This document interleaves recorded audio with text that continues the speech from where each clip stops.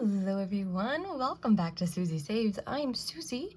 Welcome on in if you're new here. Hello, my name is Susie. We are a dual income household of cash stuffing, zero-based budgeters. I handle all the finances, and so it is my job to make our weekly budget.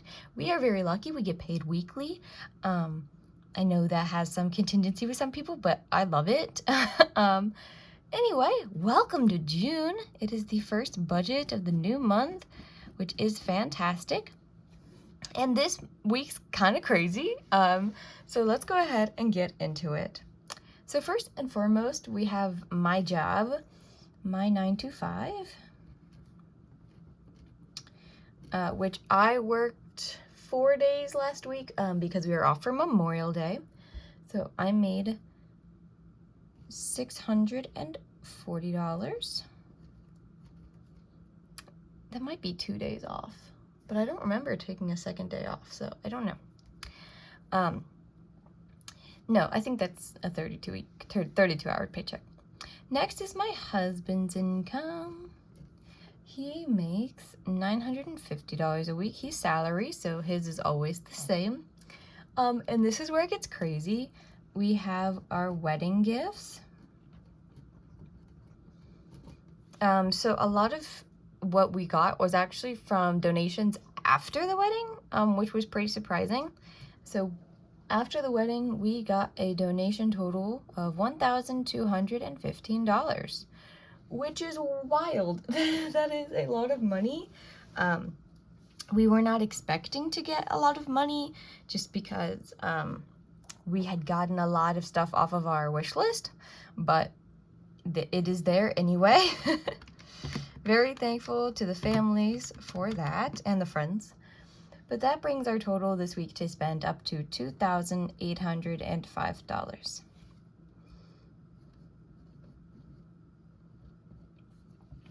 And we're going to try to save a lot of that money. So let's see what our expenses are this week.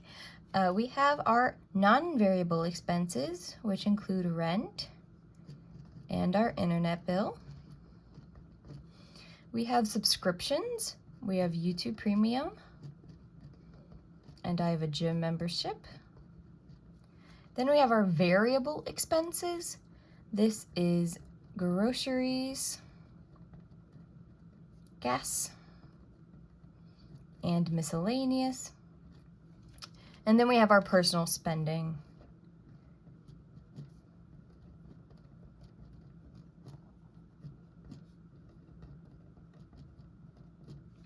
Those are all of our expenses. We currently live in the mother-in-law suite of my in-laws, my great-in-laws, the grandparents' house. So internet is our only bill related to this. We don't do water or electricity or anything like that. They also use a lot more of that stuff than we do. So I could see why they don't let us pay for that. For example, like the AC and stuff, they have control of that, not us. So it's not like we're going to be running up their AC bill. And they have a pool in the backyard, but they decide like when that runs. So I think it would be really difficult because we don't have two like separate meters or anything. And then we went and we maintained the pool for them over the summer. And we went and we bought some pool chemicals and stuff. They told us to just take that off of rent. So instead of $200 this week, we're going to put $100 towards rent.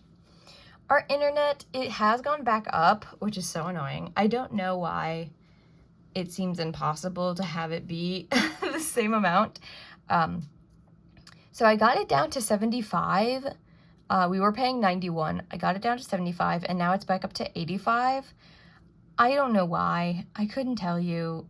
I don't really want to call them and sit on the phone for 30 minutes again, but it's just annoying. It's just annoying enough to like make me want to do it out of spite. But I've been putting a normal amount towards the internet in case it jumps back up to 92 or whatever anyway. So we're just going to continue to put the same amount in here, which is $23. YouTube and the gym are $20 a month, which is $5 a week. Sorry, I'm gonna get water. That's been fairly regular.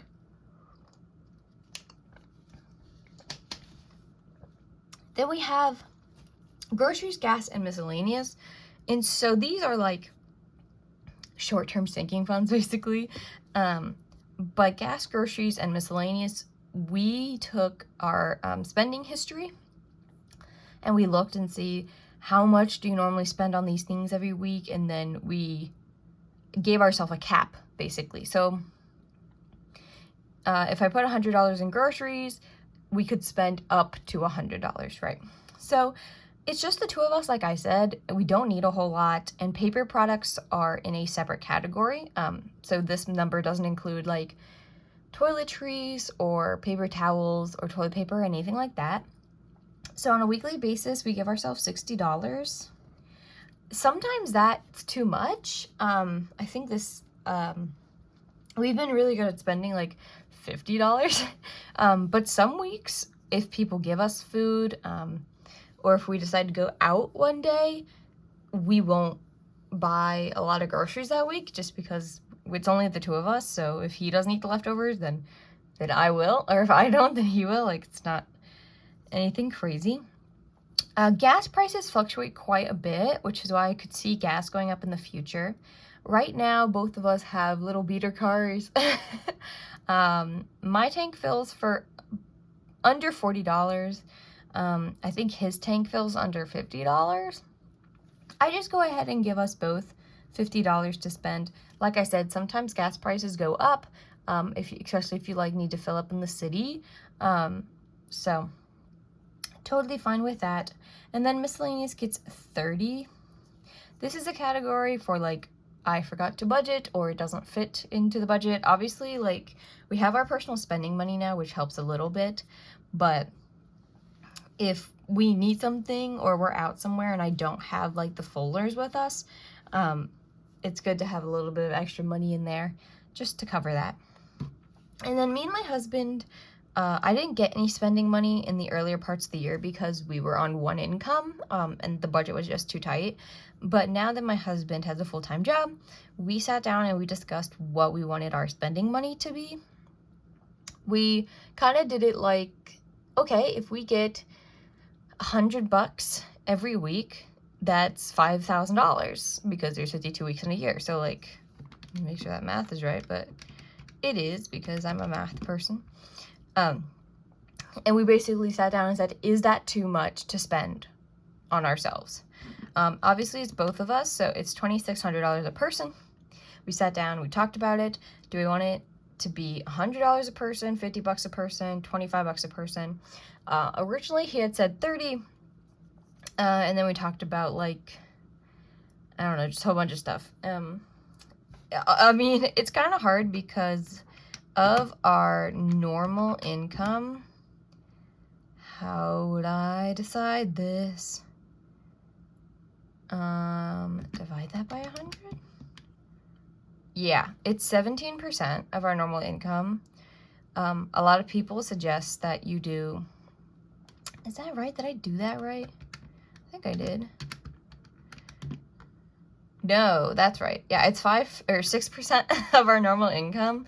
And most people would suggest like 20% to be on spending like that. But we're not big spenders anymore. We kind of have new financial goals and things we want to do. So that's just it's not in the cards. And then obviously this week, since we have such a large income, it's only 4% of our income this week that we're spending on ourselves. But to be honest, $50 is plenty. We don't have any kind of, I don't want to say addictions, but like,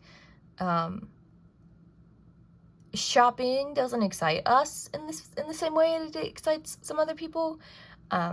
So I don't often wake up and like feel the need to buy a new shirt or anything like that. But that's just me. So the total expenses for this week, yeah, that seems right, is $423. We're going to go ahead and skip savings real quick so we can talk about our sinking funds. I have quite a few sinking funds, and we're going to make a few more probably soon once we get our emergency fund filled. So we have car maintenance, which we'll be getting a lot of money at the end of the month just to make sure we have enough because we're going to repair our ACs in our cars. We have car insurance. This is only my car insurance. We're both on our respected parents' plans. His parents have not talked to us about paying his car insurance yet. I would like to take that on, but they might get insulted by that, and I'm not trying to insult anyone, so we'll see maybe a way to more naturally bring that up. And we got the phone bill. This is also only mine. We're both on our parents' plans.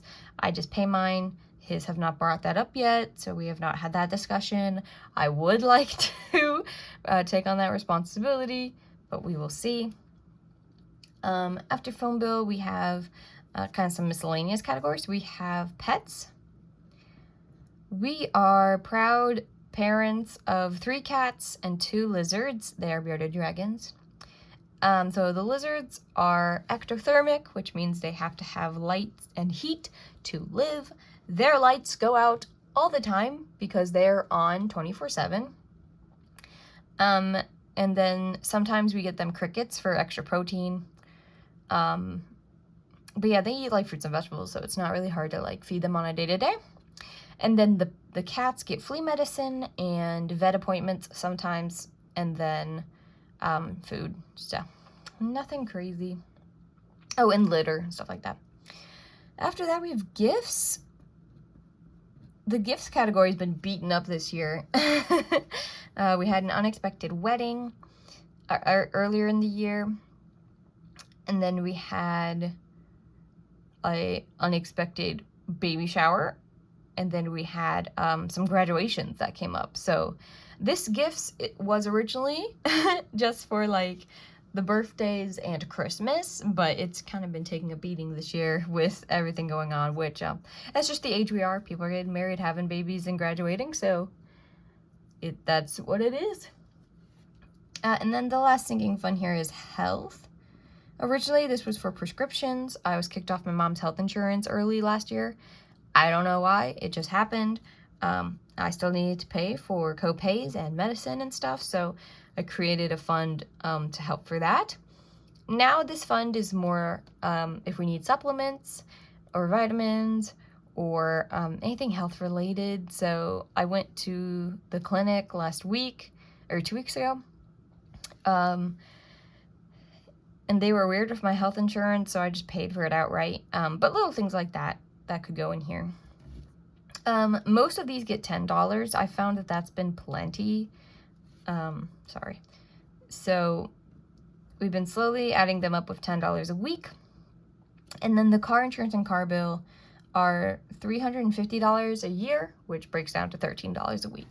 So that's what we spend on those. We are very lucky. We are disciplined. I don't know. We don't have debt. I worked really, really hard, and so did my husband, to not take on student loans. We don't come from super wealthy families or anything like that. But we worked really hard not to take on student loans. Don't have a credit card, nothing like that. So we don't have to worry about any of that. And that leaves us with